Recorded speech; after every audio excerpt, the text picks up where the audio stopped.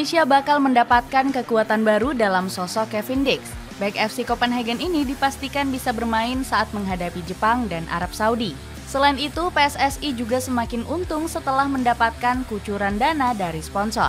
Sayangnya, keberuntungan ini nggak dibarengi dengan nasib dari Miss Hilgers. Sang pemain dipastikan akan absen karena masih harus melakukan pemulihan cedera. Bagaimanakah kejutan-kejutan yang dialami oleh Timnas Indonesia?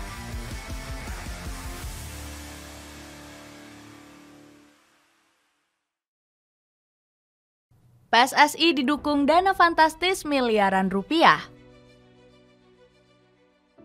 PSSI memiliki rencana besar untuk bisa memajukan industri persepakbolaan tanah air. Namun mereka sendiri disebut membutuhkan biaya besar untuk ambisi tersebut.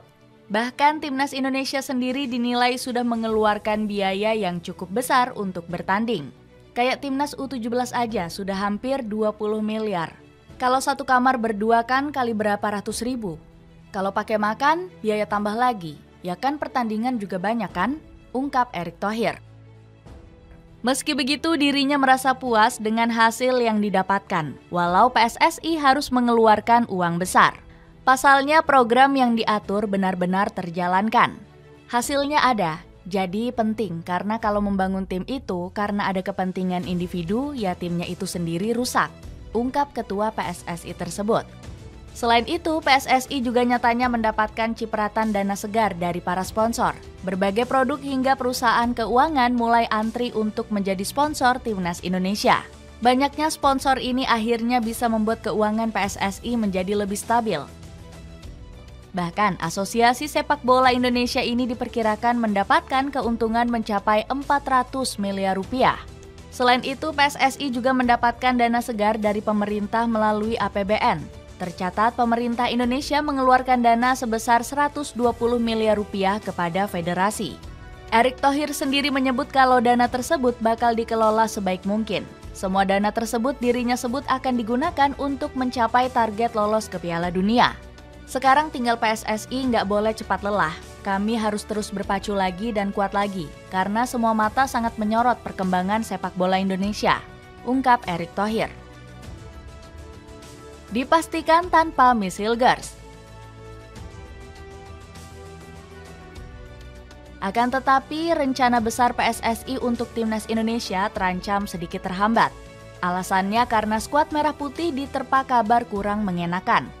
Pasalnya, Miss Hilgers sempat terancam absen membela Garuda Nusantara karena mengalami cedera. Bek 23 tahun itu dibekap cedera hamstring saat FC Twente menghadapi Willem.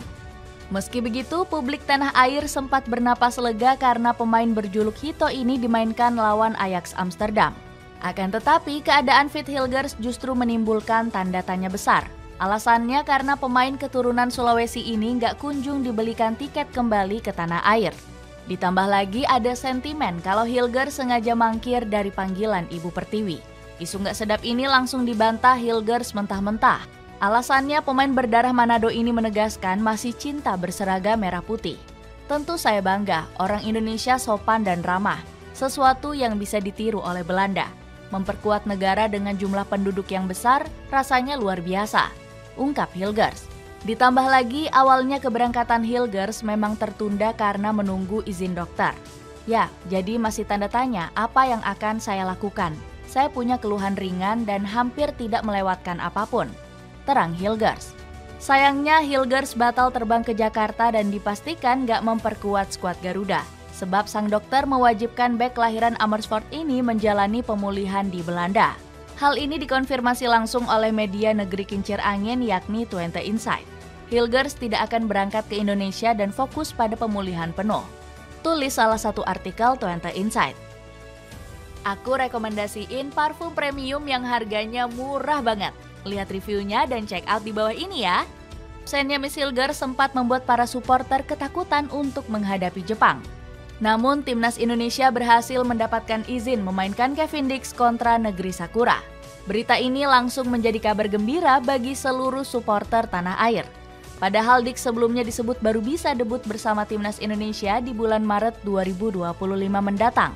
Nyatanya PSSI membuat gebrakan dengan bergerak cepat untuk merampungkan naturalisasi ex-Fiorentina ini.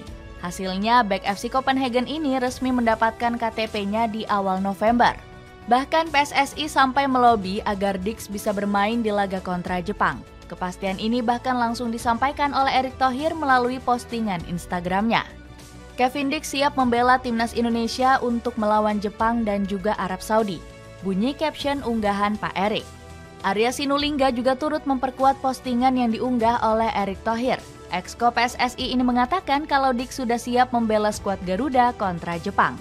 Semua proses yang sulit dilakukan sehingga bisa kejadian seperti yang diharapkan oleh kita semua. Perjuangan luar biasa dari semua pihak untuk Indonesia. Tulis pernyataan Arya di Instagram pribadinya. Kehadiran Dix diharapkan bisa membuat pertahanan Garuda semakin kuat. Pasalnya, bek berusia 28 tahun ini dinilai memiliki segudang pengalaman di Eropa.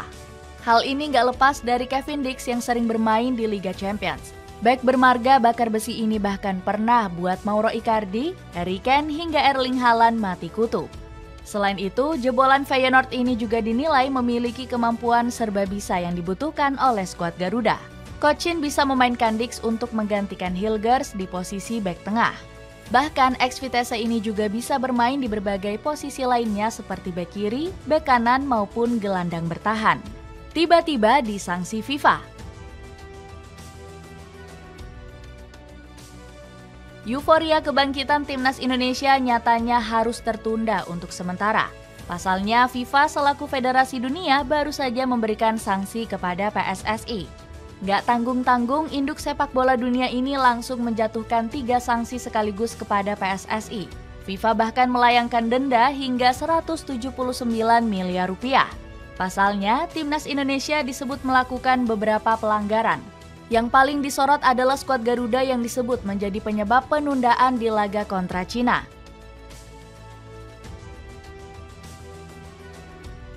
Selain itu, Sumarji juga dinilai terlalu berlebihan kala melakukan protes di laga kontra Bahrain.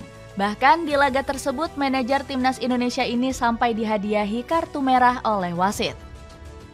Hasilnya, manajer timnas Indonesia ini diberi denda sebesar 89 juta rupiah dan dilarang ikut dalam satu laga. Selain itu, Kim Jong-jin juga nggak lepas dari sanksi FIFA. Tangan kanan Shin Tae-yong ini juga dinilai melakukan protes yang terlalu berlebihan ke Ahmed Alkaf. Pada akhirnya, Kim Jong-jin mendapatkan larangan mendampingi skuad Garuda selama 4 laga. Selain sanksi, FIFA juga memberikan peringatan keras kepada PSSI. Pasalnya, pihak Indonesia dinilai telat menyelenggarakan pertandingan kontra Australia. Meskipun dijatuhi sanksi, PSSI sendiri nggak mau ambil pusing dengan hal tersebut. Bahkan mereka mengaku siap mematuhi hukuman dan mengevaluasi semua sektor.